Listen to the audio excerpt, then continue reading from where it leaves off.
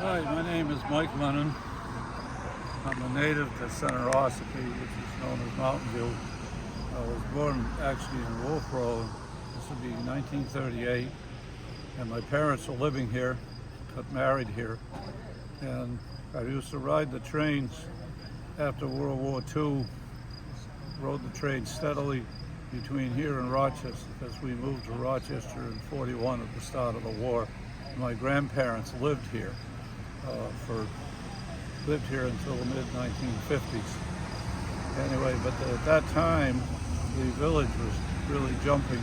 And if you look around here on that, I'll point out what some of the buildings were. These were stores. See, the white building was a store, I don't remember what. But you go to your left, this building here was the local grocery store. It was part of the nationwide chain, and then later First National Stores, a small store. Over here on the left is the Farina grain elevator, and that was a grain store there beside it. That was all part of it. This actually had a rail siding in it. They used to bring boxcars full of grain in there, most of it in 100 to 300 pound bags. You didn't have bulk like you have in copper cars. And next to it you had another store. In this village over beyond here was the place my father worked, Charleston, and he worked as the general production foreman for the Carroll County Independent. And he came up here during the Depression. Now I'll turn back to my right, and this building across the street, if you look to the right of it, you see a big picture window. That was the telephone operators, the headquarters for the telephone company in that building. One of my mother's longtime friends she was the operator, and this is back in the days of the manual phones, where she would be there, work 24 hours straight shift, and have a card in there, and if the phone calls come in, she'd get up and plug you in. And that's I'm amazed at that big picture window. Sorry, because you can look in there, you can see this the telephone operator switchboard and everything else to watch her perform her duties. To the right of it, the building there is the relatively new windows. That was the Rexall drugstore. The one part of it, section of it, was the post office, and that functions just simply as the village and everything with the shopping centers. Everything went out. Now you go to your right, in this vacant lot, you see the trees blowing. That's where the Center Ossipee Inn was. That was a very famous hotel.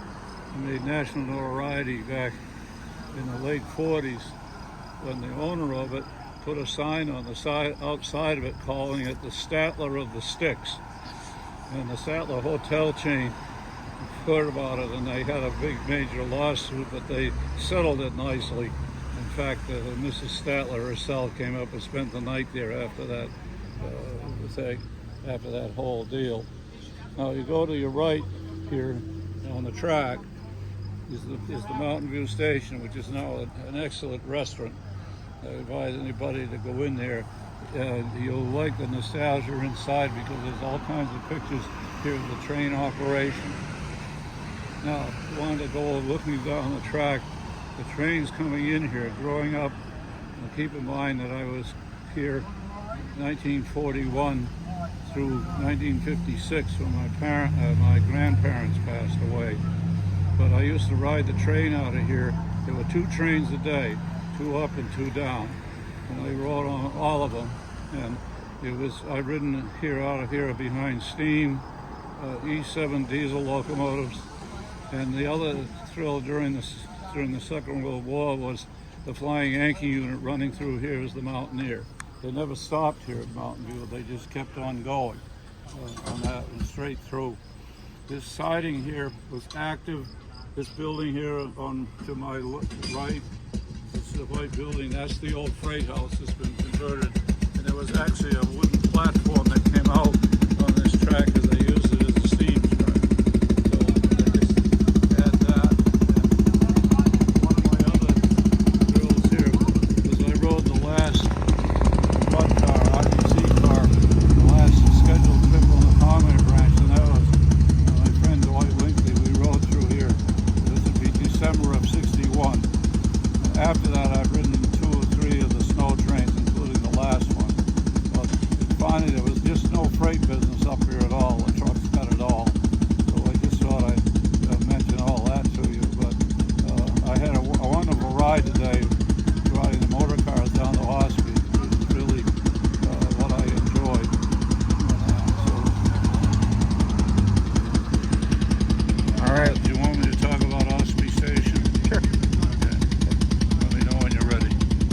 Okay.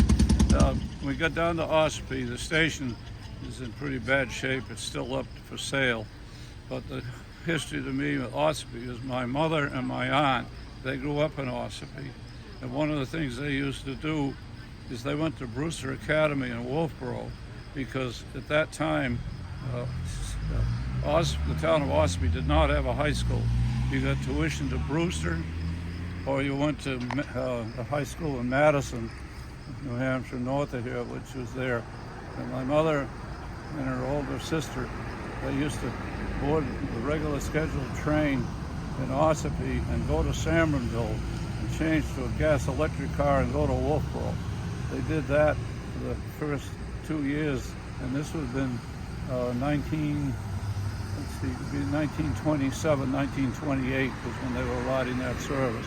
After the second year, they took the gas car off, so they couldn't do that, and they got someone they would drive in a carpool to get to Brewster Academy. And that was back in the days. It was Brewster Free Academy. It isn't like it is today, because today it's a pretty expensive school to go through. But the later years of Ossipee, they had one of the last freight customers in the middle of the branch. It was Ossipee Oil Company. They used to bring in, I used to see it as a kid down there, they used to bring in road tar and tank cars, because that's when they oiled the roads. And there'd always be a company there in the summertime. It's called Mystic Transit out of Everett, Mass. They'd come up here and tar all the roads. In the wintertime, they used to bring in heating oil, home heating oil, and did that. And I remember a few years before they quit, they liked bringing it in by rail because they could save about $250 a truckload on the transportation. That's how much cheaper the rail was, but that, of course, just faded away.